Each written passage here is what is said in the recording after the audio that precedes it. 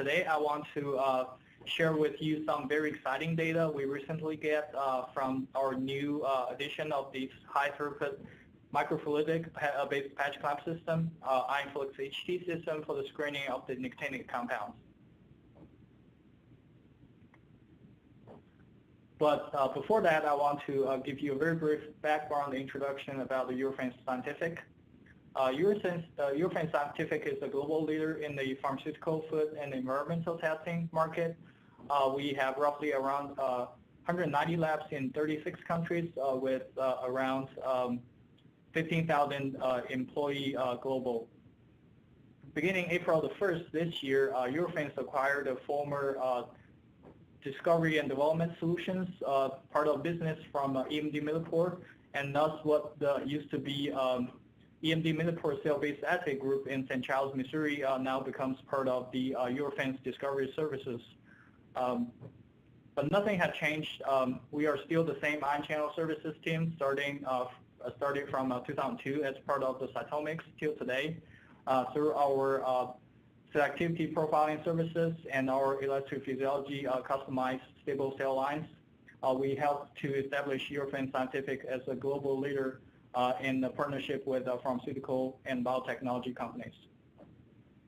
And our cell-based assay capabilities here at Eurofins Discovery Services and St. Charles include ion channel functional assays offered through our new edition of the Influx HT system, a couple of our ironworks, several of our Patch Express system, and also through several of our menu patch clamp system.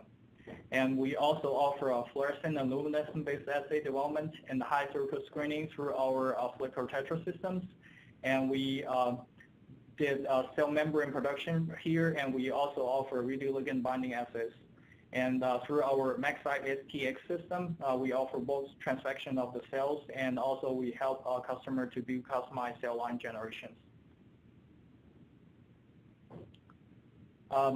This is a couple slides that I want to give you a very brief background introduction about the nicotinic acetylcholine receptors. We know that it has been over 250 years since Galvani's first observation that electric stimulation to a nerve connected to the muscle tissue can lead to the muscle contraction, and which eventually this observation leads to the discovery of the acetylcholine and the acetylcholine receptors. And it has been over a century since Dr. Lanley's pioneer work on the receptive substance, which leads eventually to the classification of two subtypes of acetylcholine receptors, namely the metabotropic muscarinic receptors and the inotropic nicotinic receptors. And now we know that nicotinic receptors, acetylcholine receptors, belongs to the cis-loop superfamily of ligand-gated ion channels that also include GABA-A receptor, glycine receptor, and one subtype of serotonin receptors. Many subunits of the nicotinic receptors have been subcloned until now. For the muscle subtypes, we knew that two subtypes can be constructed from subunit pool containing alpha-1, beta-1, delta, epsilon, and GABA subunits.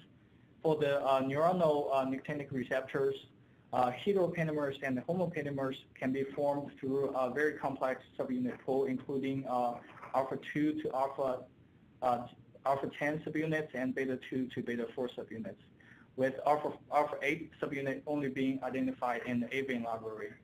Alpha-7 through alpha-10 subunit can form a homomeric receptor or homopentamers, while heteropentamers can be formed through various alpha and beta subunits. On the left side of the slides, I want to show you a structure of one single channel of nicotinic receptors that shows you the binding sites for the agonist, a non-competitive antagonist, a positive allosteric modulators, a channel and open channel blockers as well. And you can also see a detailed structure of the one single subunits. In this study, we used several of our Eurofins Discovery Services precision nicotinic cell lines, including alpha-1 beta-1 delta epsilon, alpha-3 beta-4, alpha-4 beta-2, alpha-4 alpha-6 beta-2, and alpha 7 receptors. Here are all the catalog numbers for these cell lines, and which you can also find on our website as well. We knew that nicotinic receptors and cholinergic systems are really important for our daily brain functions and other activities. And I want to share with you a story that tells me how important the nicotinic receptor and cholinergic system is for our body. And this, as many of you may already know, is the famous masterpiece of Michelangelo painted on the ceiling of the Sistine Chapel, named Creation of Adam. And the story is trying to tell us is that the God is trying to pass the sparkle of life to Adam. But now we know Michelangelo is the pioneer anatomist of his age. He dissected a lot of human bodies and brains, and he probably knows better than anybody else during his time about the detailed brain structures. So it has been proposed that in this painting, Michelangelo is trying to imply that this is the outline of the human skull with the detailed cortical structures like gyri and sulci. And instead of giving Adam life, the God is actually trying to give something else to Adam, the wisdom. Now, if you buy that story, then you have to admit that at least to Michelangelo, the cholinergic system is very important because please notice that on this picture, the God is sitting right on the cholinergic system. Indeed, cholinergic system is very important for our central nervous system functions. And many subtypes of the receptors can be found throughout the central nervous system, including prefrontal cortex, hippocampus, nucleus accumbens, amygdala, and ventral tegmentum area. And we know that they're involved into many of the fundamental functions of our brain, involved attention, learning, memory, cognition, and also development. And now we know that declining disruption and alteration of any of these cholinergic system activities can be involved into various human pathologies such as schizophrenia, epilepsy, autism, Alzheimer's disease, Parkinson's disease, major depression, and addiction as well. Although nicotinic receptors have been major therapeutic targets for the drug discovery and pharmaceutical industry, the screening efforts for the nicotinic receptors and compounds have been largely constrained due to the lack of the suitable systems and platforms that can offer us the optimized cost, throughput, and quality of the data. We know that nicotinic compounds can be screened with a radioligand binding techniques and alternative cellular technologies such as flux-off ions and membrane potential dyes. However, these approaches usually lack the temporal resolution, and neither can they offer us the usage-dependent or state-dependent data, which is usually very important for the nicotinic receptors. Manual patch clamp electrophysiology is still considered the gold standard when it comes to study the interaction between the nicotinic compounds and receptors. However, this technique is usually extremely low throughput, and they also have to be coupled with the fast solution exchange system or perfusion system in order to study the nicotinic compounds. The recent developments of the automatic patch clamp system can increase the throughput of the screening. However, many of these systems usually lack the capability of simultaneously recording the response during the introduction and removal of the compounds. Some of them cannot offer continuous voltage clamp, and they usually don't come with the fast solution exchange system or fast solution perfusion system, which is very critical for the nicotinic compound screening. The introduction of the IonFlux HT system can address the majority of the limitations which I just mentioned above. In the IonFlux HT system, cells, solutions, and compounds are all handled within the same plate. Within each experimental pattern of the plate, all the wells are interconnected with the microfluidic tunnels and driven by the pneumatic pumps, which allows the immediate exchange of the solutions within 100 milliseconds. And all this exciting feature enable iInflux HT system ideal for the screening of the nicotinic compounds. The validation objective for this study is mainly threefold. First, we want to optimize our recording conditions to ensure that we have maximized current stability and best cross-plate uniformity and in-around precision.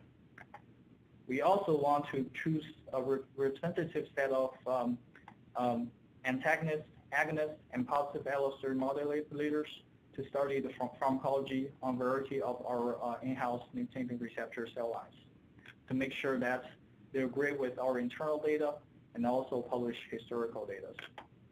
And thirdly, but probably most importantly, we want to make sure that we are able to use the fast solution exchange feature of the iInflux HT system to study the binding constant and channel kinetics of the nicotinic compounds, which it has been very difficult for the high-throughput systems before. In first experiment, we picked 3 different internal solutions, internal solution 1, 2, and 3. We test the current stability with different internal solutions on the alpha-4 beta-2 cells. In this experiment, we add 30 microliters of acetylcholine on the alpha-4 beta-2 cells 7 times in a row and the current response and make sure that the current stability are good with our chosen internal solutions. You can see on this slide that internal solution number 1 gave us the optimized current stability with the minimal current rundown, functional rundown, while internal solution number 2 and 3 both show a significant amount of current rundown with the repetitive addition of the acetylcholine. We also did a similar experiment with other cell lines, including alpha-4 beta-2, alpha-6 alpha-4 beta-2, alpha-3 beta-4, and alpha-7 cell lines. You can see on this slide that internal solution number 1 gave us very similar results on all the other cell lines tested, with very stable current response and minimal functional rundown. I want to emphasize on this slide that please notice on the right-hand corner, with the repetitive addition of 100 micromolar acetylcholine, alpha-7 cell lines give us a very stable and repetitive current response, which makes iInflux HT system the first of its kind to be able to screening against the alpha-7 receptors in the high throughput manner.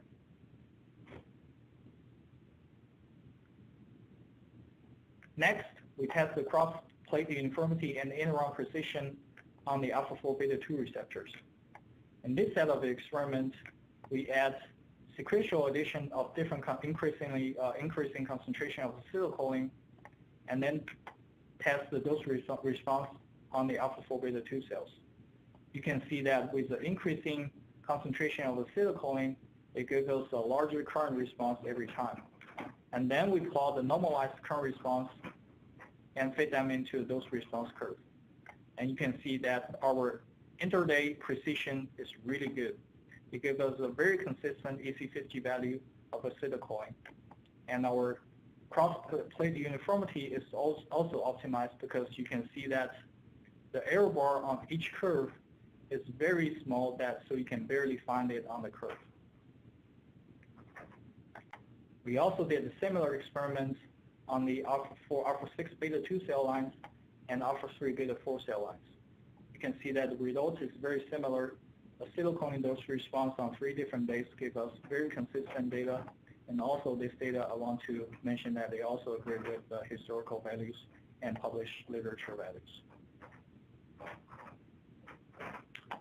We know that alpha-4 beta-2 receptors can come in 2 different stoichiometries, namely 2 alpha-4 and 3 beta-2 subunits, and 3 alpha-4 and 2 beta-2 subunits. We know that these 2 different stoichiometries can show different sensitivity to the agonist binding and modulator bindings. And these 2 alpha subunits stoichiometry shows high sensitivity to the agonist binding, while this 3 alpha 4 subunits stoichiometry shows low sensitivity to the agonist binding. Although there's recent publication shows that by one of the stoichiometry alone, we can show 2 different sensitivity, but that's beyond the scope of our discussion right here. But if both of these receptors are expressed on the same cell membrane of the same cell, and we perform a multi-point dose response curve, this curve usually can be best described with a biphasic Hill equation. Then we test the multi-dosage response curve on the alpha 4 beta 2 receptors by the addition of acetylcholine. We did a 14-point dose response curve by combining 2 experiment patterns of the plate. And then we fit the curve into a biphasic Hill equation, and you can see that it gives us a high sensitivity EC50 value of 4.6 micromolar and low sensitivity EC50 value of 99.5 micromolar, which agrees with historical data or in-house historical data and published literature values. And this confirms that we can use influx HT system to screen for the different stoichiometries of the receptors. We also test the dose response curves of different chosen set of agonists on different receptors. Here we pick acetylcholine, nicotine, and epibadidine as a prototype for our chosen set of agonists. We perform a dose response curve on all the receptors which I just mentioned above. You can see that acetylcholine gives us a very similar dose response on all the receptors tested, with alpha 3 beta 4 and alpha 7 being the less potent one. Nicotine separates our receptors into several groups, with alpha 7 being the least potent one, alpha 3 beta 4 being the intermediate potent one, and the other 2 receptors being more potent. Epibadidine also separates our receptors into several groups, with alpha 1 muscle subtype and alpha 7 being least potent, and the other 3 receptors being more potent. And on the lower right-hand corner, you can see the summary data table for the estimated EC50 values for all the 3 agonists tested on all the receptors, which again agrees with our in-house value and published literature values. On the lower left-hand corner, I show you a representative current traces of epibadidine on the alpha 3 beta 4 cells and nicotine on the alpha 4 beta 2 cells. You can see that with influx HT system, also not only you can detect the current response by the amplitude, you can also see that the kinetics of the testing compound is dramatically different with different receptors and different agonist binding. We also test the representative set of antagonists on all the receptors. Alpha bungertoxin is a representative alpha 7 antagonist. You can see that it gives us a nanomolar range IC50 value with no detectable activities on all the other receptors tested. Atropine is a general muscarinic blocker. You can see that it shows more potency on the alpha 7 subtypes, with less potency on all the other subtypes tested. DH-beta-E is a beta 2 subunit selective antagonist. You can see that it blocks the beta 2 containing subtypes, namely alpha 4 beta 2 and alpha 4 alpha 6 beta 2 subtypes more potently, and with less potency on all the other subtypes tested. Mecmelamine is a general blocker. See that it shows potency on all the receptors tested. MLA is another alpha 7 selective antagonist. You can see that it gives us a nanomolar range of selectivity on the alpha 7 receptors with less potency on all the other receptors tested. Pancuronium is a prototype for the muscle subtype antagonist, and it's also used as a muscle relaxant. You can see that it gives us the most potency on the alpha 3 beta 4 receptors with intermediate and also potent on the muscle subtypes, but less potent on all the other receptors tested. And this is a summary table for all the antagonist tests on all the different receptors and cell lines. Again, it agrees with the published literature values and also our in-house historical data as well. Open channel blockage is another very important feature for the nicotinic receptors. And here we want to ask the question whether we can use influx HT system and the fast solution exchange feature to assess the open channel blockage and screen against open channel blockers on the nicotinic receptors. In this experiment, first we apply acetylcholine 5 times to establish a stable baseline response, and then we start perfuse different various concentration of mecamelamine with repetitive application 10 times in a row of acetylcholine, and then we turn off the mecamelamine and start the washout process to make sure that we can reverse the response of the mecamelamine. In this experiment, you can see that with the repetitive application and activation of the receptors, you can see there's a progressive inhibition by the mecamelamine, which confirms that we can use influx HT system to screen against open channel blockers. And this blockage is also dose dependent. You can see that increased concentration of the mecamelamine shows increased blockage of the current response. If we plot out the first application of acetylcholine, the 5th application of acetylcholine, and 10th application of acetylcholine, you can see that the dose response curve have a left shift of the potency between the first application and 10th application. And this set of experiment confirms that we can use influx HT system to screen for the open channel blockers, which is otherwise very difficult to screen in a high throughput manner with other platforms. We also want to ask the question whether we can use influx HT system to screen against the positive allosteric modulators against the nicotinic receptors. Here we pick 2 prototypes for the PAMs.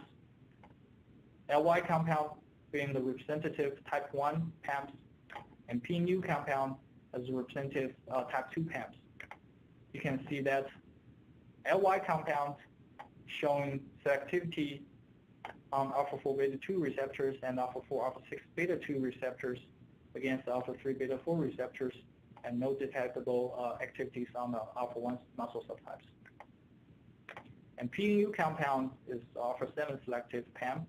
You can see that increased concentration of the PNU compound give us an increased boost of the baseline response, with the highest concentration give us roughly 150 folds of increase of the baseline current response, with no detectable activities on all the other subtypes receptors tested. On the left-hand side of the slides, you can see that representative current response by the addition of increasing concentration of the LY compound and PNU compound. And this experiment confirms that we can use influx HT system to screen against the PAMs as well on the against the nicotinic receptors. Next set of experiments is very interesting, and I think this what makes influx HT system unique for screening against the ligand-gated ion channels, particularly nicotinic compounds, because we can use the fast solution exchange feature of the system to study some of the channel kinetics and binding constants, which are otherwise very difficult with traditional high throughput platforms.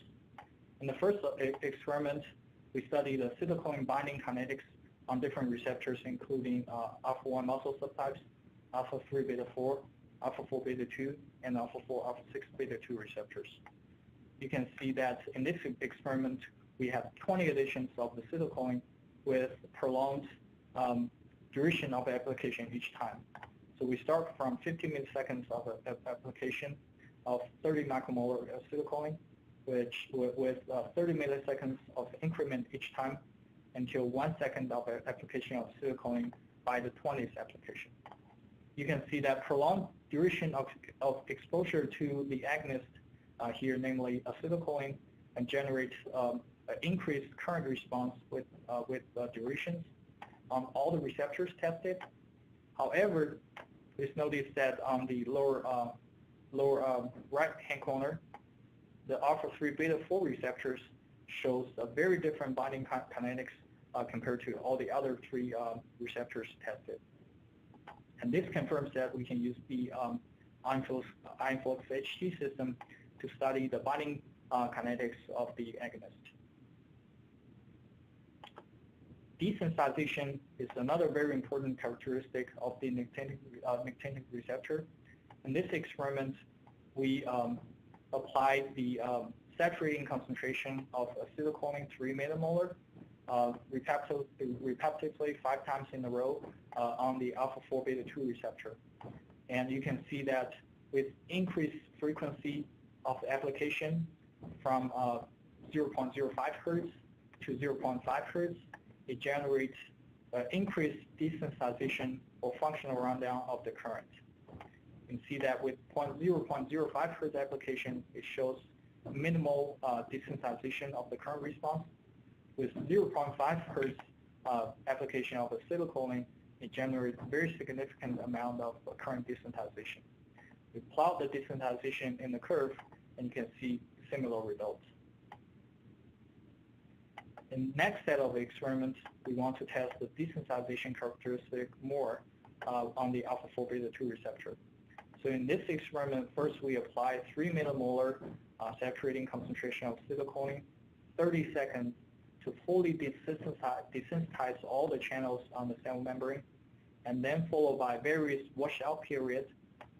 We apply a 1 second of acetylcholine test pulse to test the recovery of the receptor from the desensitization. You can see followed by prolonged washout period from 2 seconds, 4 seconds, until 120 seconds. It gives us more and more current recovery from the desensitization. And then we normalize the current response and also plot them out and fit them into the mono exponential current response, a mono exponential curve. And you can see that with this approach, we can study the recovery from desensitization on the Influx HT system in the high-throughput manner. In the last experiment, we want to ask the question whether we can use the Influx HT system to study the onset and the recovery of the inhibition on the nicotinic receptors. Here we pick DH-beta-E as the prototype antagonist, and we test on the alpha-4 beta-2 receptors. For the onset experiment, first we apply DH-beta-E, 1 micromolar of DH-beta-E 50 milliseconds, and with the 50 milliseconds increment each time, and followed by 200 milliseconds application of 30 micromolar acetylcholine. You can see that with the prolonged exposure of the 1 micromolar DH-beta-E, it gave us a progressive inhibition of the current response. And then we plotted the normalized current response into a curve and fit into a mono exponential curve, and it gave us an onset tau value of 75 milliseconds for DH-beta-E on the alpha-4 beta-2 receptors. For the recovery experiment, first we apply 1 micromolar DH-beta-E 250 milliseconds to saturate the binding of the DH-beta-E on the receptors, and then followed by various washout time starting from 50 milliseconds until 2 seconds. We apply 200 milliseconds of acetylcholine test pulse again to test the recovery from the antagonist binding DH-beta-E here. Then we plot out all the normalized current response and again fit into a mono exponential curve, and they give us a recovery tau value of 376 milliseconds. And this experiment confirms that for the first time, we can study the onset and recovery of the inhibition on the Influx HT system against the nicotinic receptors in the high-throughput manner.